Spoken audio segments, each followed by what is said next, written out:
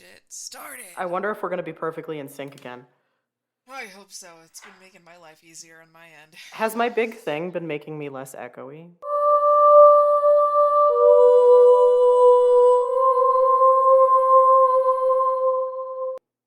It's been substantially less echoey. There's been a little baby echo. Well, I do enjoy sounding like I'm in a tunnel, so. Tiny baby echo. A little tiny baby echo. Tiny baby echo. Tiny baby. That's what this whole episode is. It's just tiny baby echo back and Tiny forth. baby echo. Tiny baby echo. Wow. Well, welcome back to Oddities, where we've clearly maintained our sanity. I'm Cassie. I'm Kelly. And welcome back to Strangetown. Bum, bum, bum. Da, da, da, da, da, da. And, social media in the description. Do follow along. Patreon, for as low as $1 bill a month. You get a bonus episode every week. That's a new thing. And just join the fun. It's a lot of fun. All of the chaos. And we have a link to our merch designs as well. Shop along. We do have sales. I think it's like almost weekly, to be honest. There's some kind of a sale going. It's pretty frequent. Boom. And I just want to take a sec because we're getting close to some pretty big milestone numbers.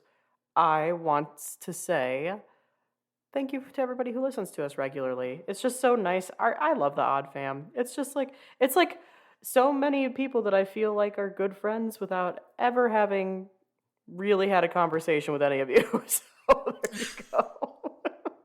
We have all these friends. Feels like we're so close. We've never met any of you, but we feel like your family.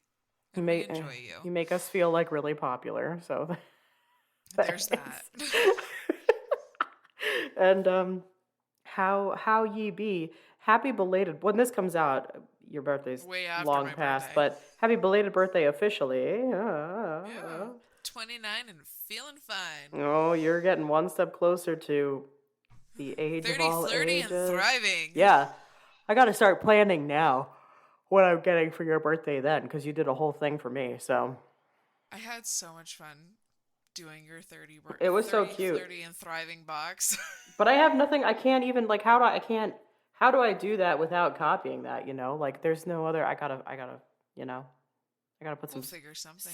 I say that like I'll figure something. I'm figuring a damn thing. You're just gonna have fun.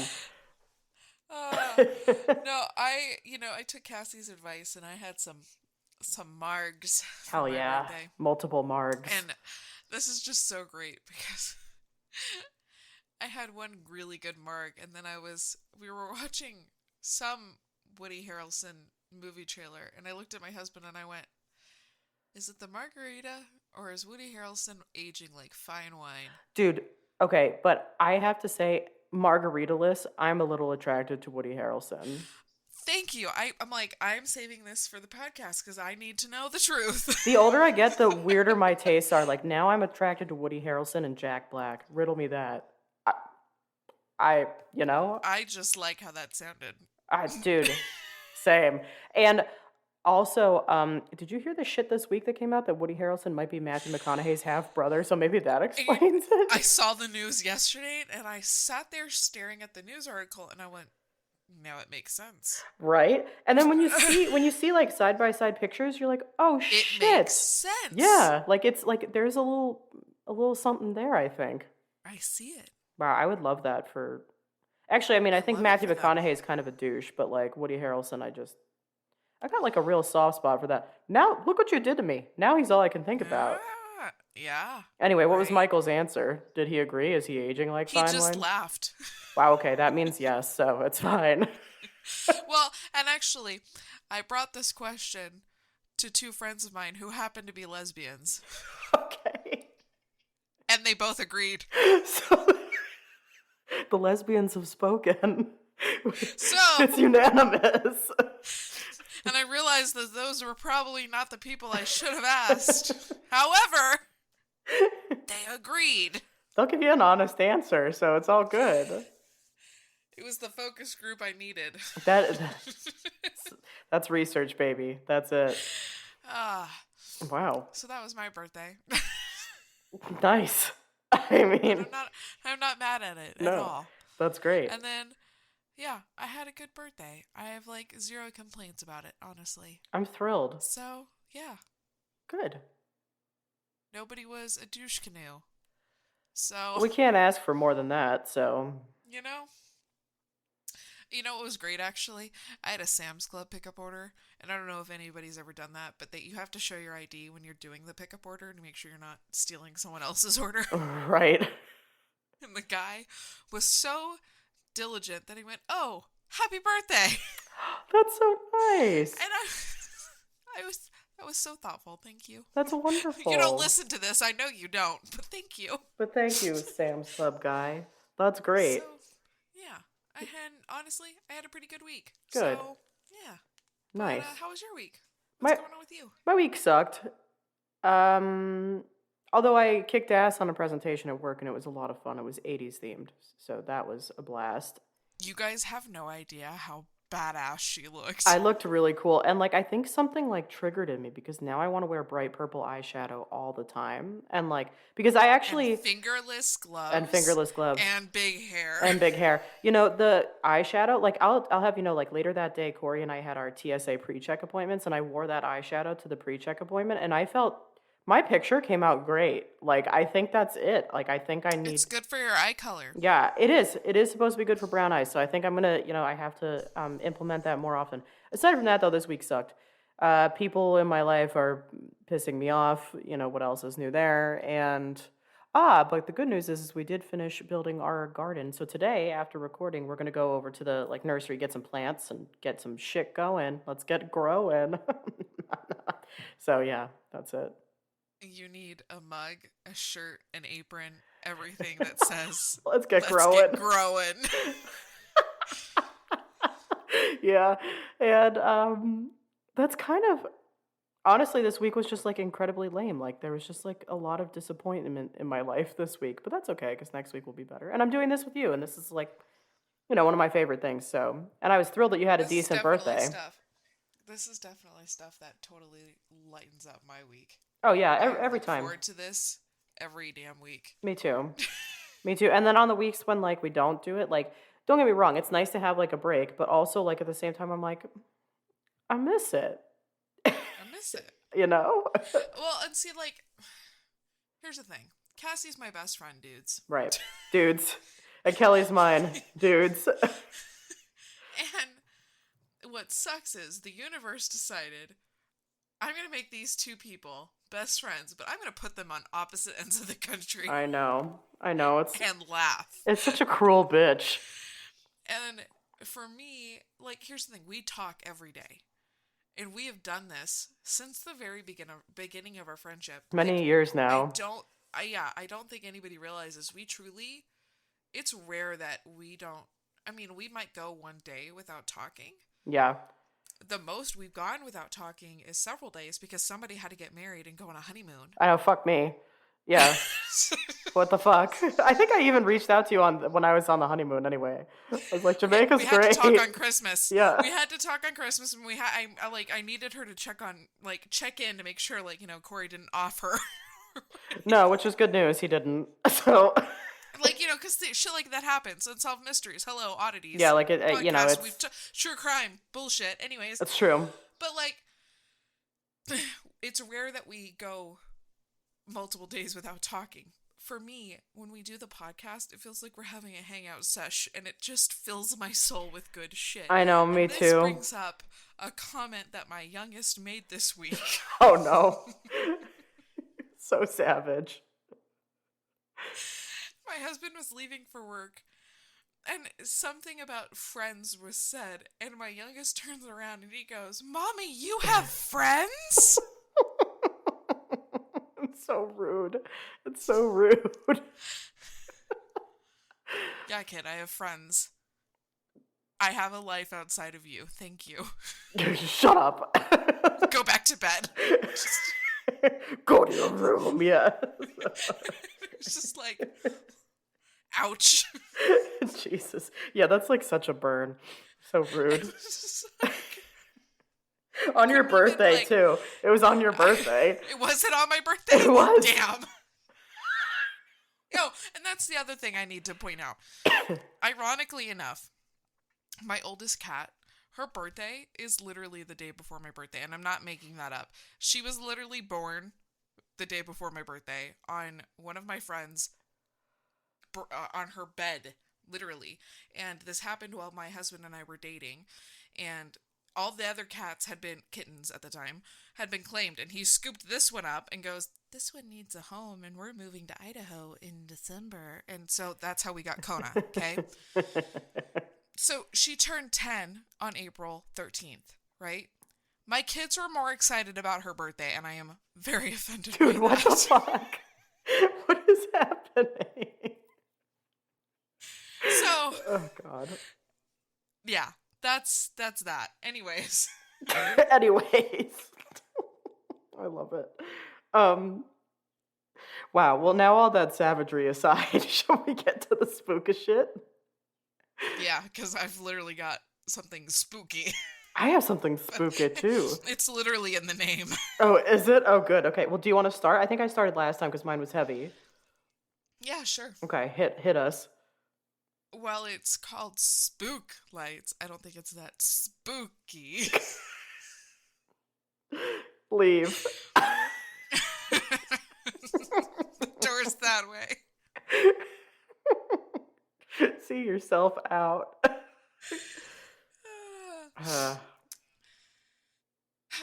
The spook light, often referred to as the Joplin spook light or the tri-state spook light, is often in Oklahoma near the small town of Quapah.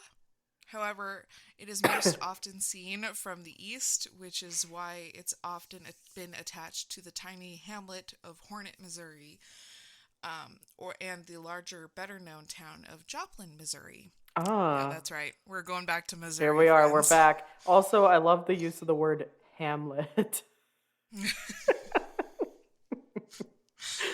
According to the legend of the spook light, it was first seen by the Native Americans along the infamous Trail of the Tears in 1836. However, are you okay? I'm choking, I think, but go ahead. That looked violent. I think I swallowed wrong. Carry on. Leave me. The infamous Trail of the Tears in 1836. However, the first official report occurred in 1881 in the publication called the Ozark Spook Light. Ooh. The ball of fire, described as varying size of a baseball to a basketball, dances and spins down the center of a road at high speeds, rising and hovering above the treetops before it retreats and disappears. Others have said it sways from side to side like a lantern, being carried being carried by some invisible force. In any event, the orange fire-like ball has been reported appearing nightly for well over 100 years. Nightly? Yeah. Holy shit. How big is it? Mom, it goes from the size like of a baseball to a basketball. Interesting. Okay. Right? My mom has seen them. Oh. My cousins have seen them. Oh. Ow. Okay. Some of my cousins, not all of them. I should make that clear. Every single cousin has seen them. Yes. According to locals, the best time to view the spook light is between the hours of 10 p.m. and midnight, and tends to shy away from large groups and loud sounds. Same. Though many paranormal and scientific investigators have studied the light, including the Army Corps of Engineers, no one has been able to provide a conclusive answer as to what the origin of light is.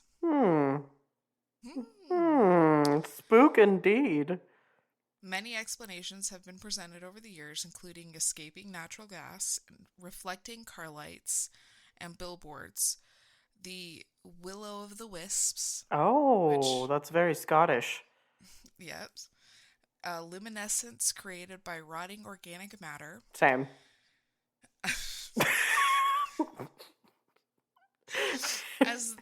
As to the theory of the escaping natural gas, which is the common in marshy areas, the hornet light is seemingly not affected by the wind or the rain, and how would it self-ignite too, Interesting, right? interesting. The idea that it might be a will-o'-the-wisp is like it's Missouri. Yeah, like they don't belong there. Did they travel over with somebody, like some tourist, and then they just like Right. forgot? Also, if you're Scottish, why are you visiting Missouri? But okay. Why Missouri? Why Missouri of all places, right? um, as this biological phenomenon that does not display the intensity of the ball of light seen along the Devil's Promenade. The Devil's Promenade. Mm. Oh. It might be the devil playing a game. Oh, I see. Yep, yep, tossing that ball. That Yeah. sounded dirty. That's not. That's not. Carry on. The explanation of headlights or billboards are easily discarded, as the light was seen years before automobiles or billboards were made. And Interesting. before a road even existed in the area that it originated in. Yeah, and that's interesting to me because I covered some lights. Was it the Martha lights or whatever they were? A little. It was a while back, and one of the like preeminent explanations was railroad lights, but also Oh, headlights too. fair. Yeah. Um, One possible explanation that is not easily explained, but not yet proven conclusive, is that the light is our electronical atmospheric charges. Ah, okay. In the areas where rocks are deep below the Earth's surface, are shifting and grinding, and electric charge can be created. The area, the area lying on a fault line running east from New Madrid, Missouri, westward to Oklahoma, was the site of 4 earthquakes during the 18th century. Hmm. These types of electrical fields are most commonly associated with earthquakes. Interesting, but it's not like they're having daily earthquakes though. No, For- so But I like that also explanation. That's an interesting one. it is an interesting one. Also, like, I live in California. I've never heard of. We don't have spook lights. Yeah, where are your spook lights? What the fuck? Yeah, where are mine? I Yeah. want spook lights. Yeah. I want these balls of fire. You want the devil's balls.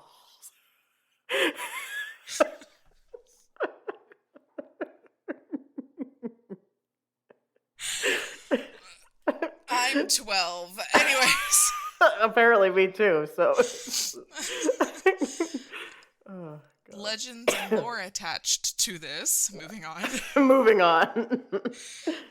Other interesting legends also abound about the light that provide more ghostly explanation. Spooka, I like spooka, ghostly spooka, things. spooka. The oldest is a story of the Quapaw in Native American maiden who fell in love with a young brave with a young and brave. However, her father did not allow her to marry the man, as he did not have a large enough dowry.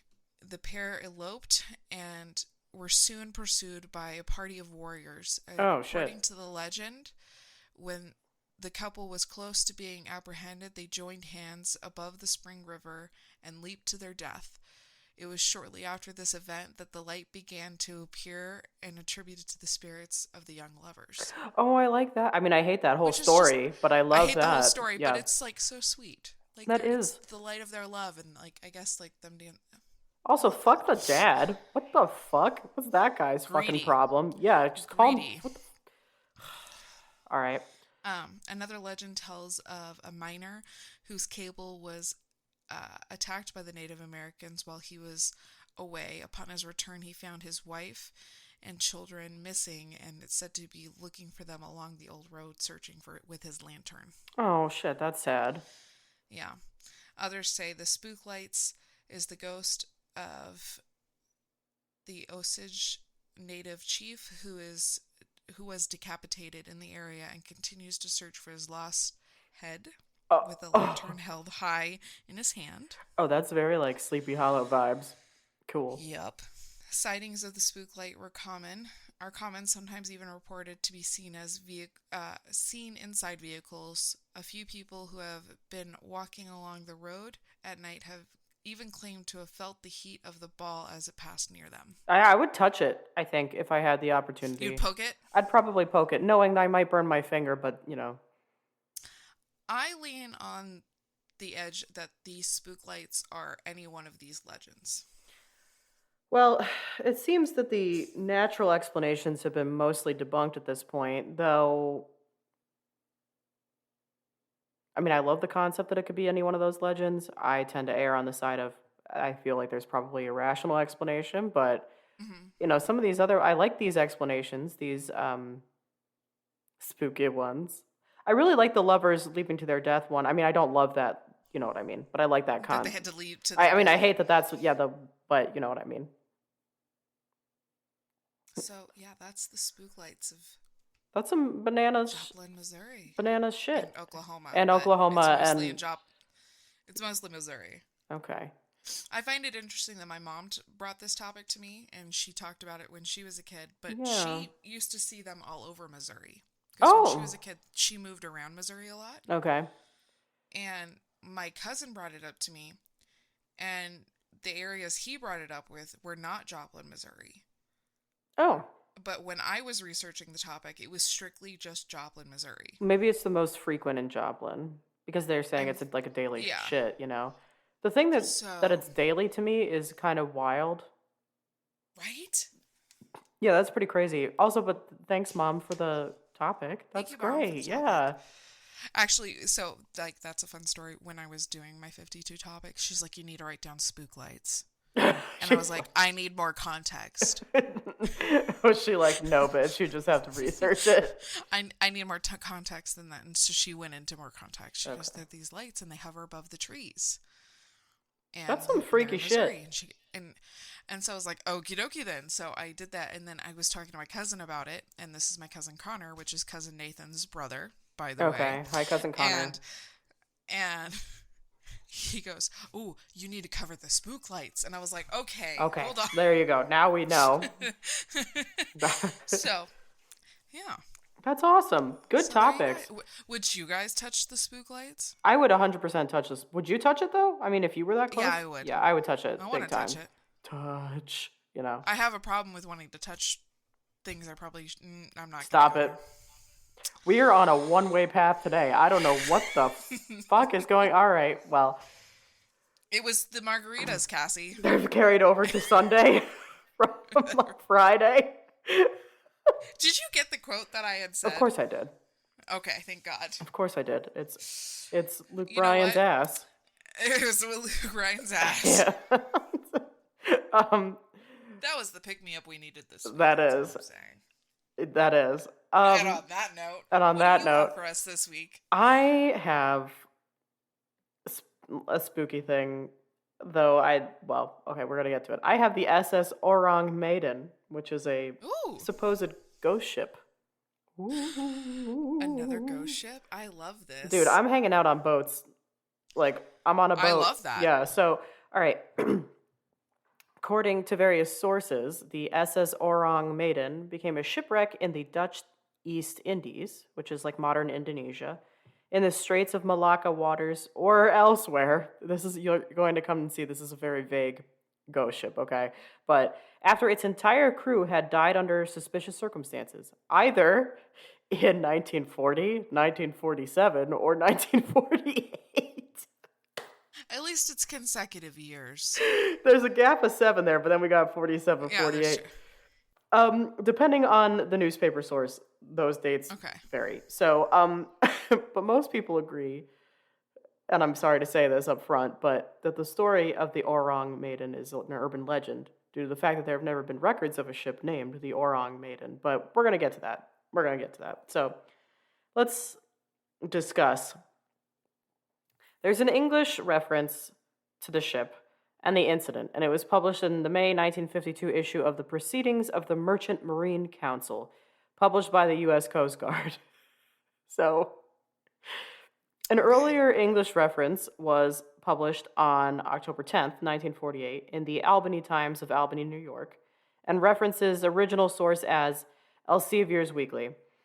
The word Ourang is Malay. I'm sure I'm saying it wrong, by the way, but it's Malay or Indonesian for man or person, whereas Medan is the largest city on the Indonesian island of Sumatra, giving an approximate translation of Man of Medan. Oh. Okay.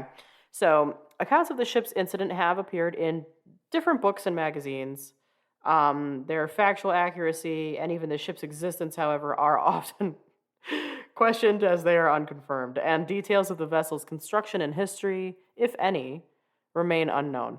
But searches for any official registration or accident investigation, like recorded, have been unsuccessful to this point. So the story's first appearance was a series of 3 articles in the Dutch Indonesian newspaper oh boy, De Locomotief Samarang Handels en Advertitieblad. Nailed it. Crush that. Fucking crush that.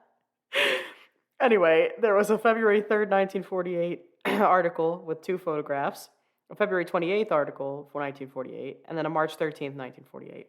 The name of the ship that found the Ourang Medan is never mentioned, but the location of the encounter is described as 400 nautical miles southeast of the Marshall Islands. And then the second and third articles describe the experiences of the supposed sole survivor of the Ourang Medan crew, who was found by an Italian missionary and natives on the Taongi Atoll in the Marshall Islands. And the man, this sole survivor, before perishing, tells the missionary that the ship was carrying a stowed cargo of oil of vitriol, and that most of the crew perished because of the poisonous fumes escaping from broken containers. According to the story, the Ourang Medan was sailing from an unnamed small Chinese port to Costa Rica and deliberately avoided the authorities because all of this was rather questionable. And the survivor, an unnamed German, died after telling his story to the missionary, who then told the story to the author, Silvio Scherli of Trieste, Italy. And then the Dutch newspaper concludes with this disclaimer, quote, Oh. "This is the last part of our story about the mystery of the Ourang Medan. We must repeat that we don't have any other data on this mystery of the sea, nor can we answer the many unanswered questions of the story. It may seem obvious that the entire story is fantasy, a thrilling romance of the sea. On the other hand, the author, Silvio Scherli, assures us of the authenticity of the story." And then it's said that this Silvio is said to have produced a report on Trieste export trade on September 28th of 1959. And then there was newer evidence, like more recent evidence, found by the Skittish Library, shows that there was a 1940 newspaper series of reports of the incident taken from the Associated Press in British newspapers, the Daily Mirror and the Yorkshire Evening Post. And again, there were differences in the story, like the location being the Solomon Islands instead of the Marshall Islands. The SOS messages were different from later reports, which I'm going to get to the messages in a minute. And the story still appears to originate, though, with this Silvio Scherli in Trieste, Italy. So everything around this is like very bizarre and weird and murky. But according to the story, at some point of time in or around June of 1947-ish, 2 American vessels navigating the Straits of Malacca, so one ship was the City of Baltimore, the other was the Silver Star. Among others were passing by, they picked up several distress messages from a nearby Dutch merchant ship, the Ourang Medan. A radio operator aboard the troubled vessel sent the following message in Morse code. SOS from Ourang Medan, we float. All officers, including the captain, dead in chart room and on the bridge. Probably whole of crew, dead. And then there's some like confused dots and dashes of Morse code later. And then 2 words come through clearly. And the 2 words were, I die. And then after that message, there was nothing. Spooky, right? I got goosebumps rereading this. When the Silver Star crew eventually locates and boards this apparently undamaged Ourang Medan in an attempt at a rescue, the ship was in fact found littered with corpses, including the carcass of a dog, which we're very sad about. Oh, leave the dog alone. I know. And these were everywhere. The dead bodies were found sprawled on their backs. Their faces were like frozen in this allegedly like very frightened look. And the deceased were all upturned towards the sun above with their mouths gaping open and their eyes staring straight ahead. And the corpses were said to resemble like really like awful caricatures, basically. No survivors, according to this account, were located. No visible signs of injuries on the dead bodies were observed. And just as the ship was to be prepared for a tow by the Silver Star to a nearby port, a fire suddenly breaks out in the ship's number 4 cargo hold, forcing the boarding party from the Silver Star to basically like hastily evacuate. They're like, we're out of We're here, out of here. thus preventing any further investigations to be carried out. And then soon after, the Ourang Medan was witnessed to explode before it sank. I know, it was wild shit. So then, and like these guys from the Silver Star, like they like just made it to safety before the ship explodes. They don't know what the source of the fire was. I don't know. A lot of versions of this story end there, but then there's this one report that includes this lone survivor, and some say that the survivor, his name was Jerry Rabbit, which sounds fake to me. But yeah, and this is just like going back over, like he washes up on the shore of the Marshall Islands in a lifeboat. This account says that he had 6 dead crew members with him 10 days after the explosion. He makes contact with this missionary, etc., etc. Rabbit said that he had joined the crew of the Ourang Medan in Shanghai. He claimed that 15,000 crates of an unknown cargo were loaded onto the vessel before it set off for Costa Rica. And then it was only then that Rabbit realized he had joined a smuggling operation. So this is back to this whole vitriol oil thing and everything else. But and then when Rabbit heard of his fellow crewmen complaining of stomach cramps, and he starts to grow suspicious. And then a crew member dies, and he knew he had to find out what the ship was carrying. And so he peeked at the logbook and discovered, according to Rabbit, that it wasn't the vitriol oil. It had sulfuric acid, potassium cyanide, and nitroglycerin, and he suspected that sulfuric acid was leaking, creating a gas that was slowly suffocating the crew. And as more men started dropping dead, Rabbit and 6 others, they just like snuck away in a lifeboat. None of the crewmates survived, and then Rabbit himself, of course, died shortly after telling the missionary the tale. So there is no record of a Jerry Rabbit's existence, except for one story printed in a 1940s newspaper. And so there's there's a handful of theories around this, if this is real. Yeah. Okay. Some hypothesize that the Ourang Medan might have been involved in smuggling operations of chemical substances like those that Rabbit listed, or even wartime stocks of nerve agents, which could make sense. According to these theories, seawater could have entered the ship's hold, reacting with the cargo to release toxic gases, which then caused the crew to succumb to asphyxia or poisoning. And later, the seawater would have reacted with the nitroglycerin, causing the reported fire and explosion. Another theory is that the ship was transporting nerve gas, which the Japanese military had been storing in China during the war, and then it was handed over to the U.S. military at the end of the war. But no U.S. ship could transport it as it would leave a paper trail, and so it was therefore loaded onto a non-registered ship for transport to the U.S. or an island in the Pacific. I don't know. The other predominant theory is carbon monoxide poisoning. Some say that there was an undetected smoldering fire or malfunction in the ship's boiler system that might have been responsible for the shipwreck, and escaping carbon monoxide would have caused the deaths of all aboard, with the fire slowly spreading out of control, leading to the vessel's explosion in the end. And then, of course, there's all the skepticism around all this because it's really fucking bizarre, right? So several people who have written about this note their inability to find any mention of the case in Lloyd's shipping register, which is like a kind of this big account of all the shit where it would have been logged. Furthermore, no registration records for a ship by the name of the Ourang Medan could be located in various countries, including the Netherlands.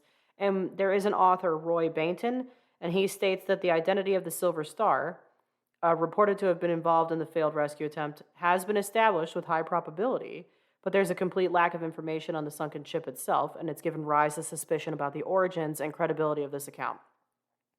Ship logs for the Silver Star did not show a record of any rescue attempt. Bainton and others have put forward the possibility that accounts of, among others, the date, location, names of the ships involved, the circumstances of the accident might have been inaccurate or exaggerated, or that the story might just be entirely fictitious.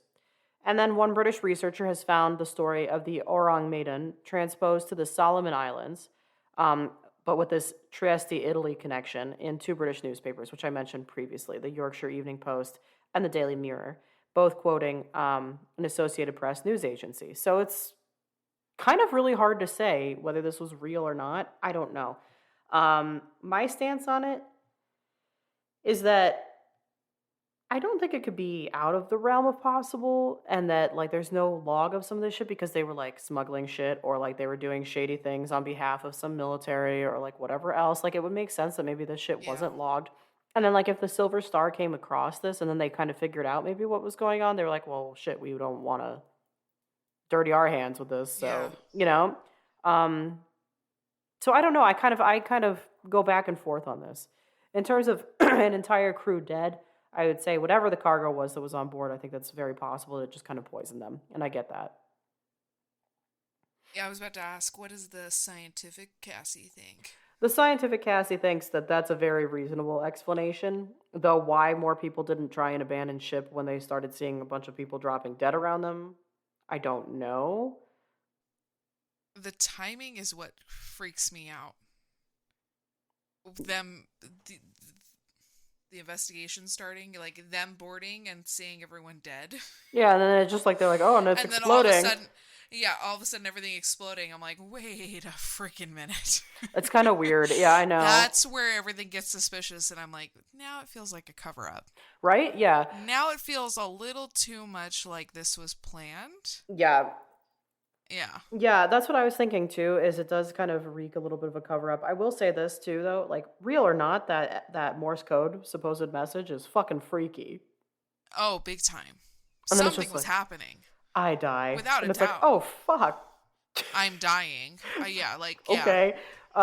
But again, is any of that real at all? I don't know. I mean, I think that like especially listen, like there's a lot of like there's a lot of shit like Corey's family was in the Navy, like a lot of we have like a lot of people who are like My hanging family out was on in the sea and stuff Navy. like that. Like I feel like stories and like legends and like you gotta shoot the shit and you gotta like pass the time somehow. Like maybe this is just like a Yeah. really creative like story somebody came up with. I don't know. And then like the fact that it happens at sea makes it all the more mysterious and like untraceable and like you know what I mean. So it's like I don't know. There's a lot of factors. I Yeah. honestly I can't say yay or nay on this one. Normally I go ahead and pretty much debunk everything that I cover. I don't really It gives know. me the goosebumps, though. It's spooky. It's spookalabookala. It's spooky. I haven't said Ooh. spookalabookala in a while. Yeah. This earned it. So, anyway, that's the SS Ourang Medan, which I've said wrong this entire time, I guarantee. But it was a very cool topic to cover. I've got nothing. That was fun. Yeah, It was fun, but it was spooky. it was spooky. Ghost ships, like, it's just like a weird theme, I feel like, in spooky things. And I don't I'm know why digging that this. is. I'm digging the boats, dude. Dude, I know. I'm Although digging that you're on boats. I think this is the last boat we're going to be on for a bit because I've got some. Then I'm going to head over to Murderville for a while. Moida. Love that. Yeah, so it's going to be Moida. fun. Moida. But anyway, kids, that's the SS Ourang Medan. Let us know what you think. And also about the spook lights too. I mean, because both of these I are just kinda pretty feel like- puzzling. I kind of maybe they're both a little bit of a government conspiracy. Well, you know I love good conspiracy theory. Conspiracy. So, Anyways, on that note, on that note, until next time. stay strange.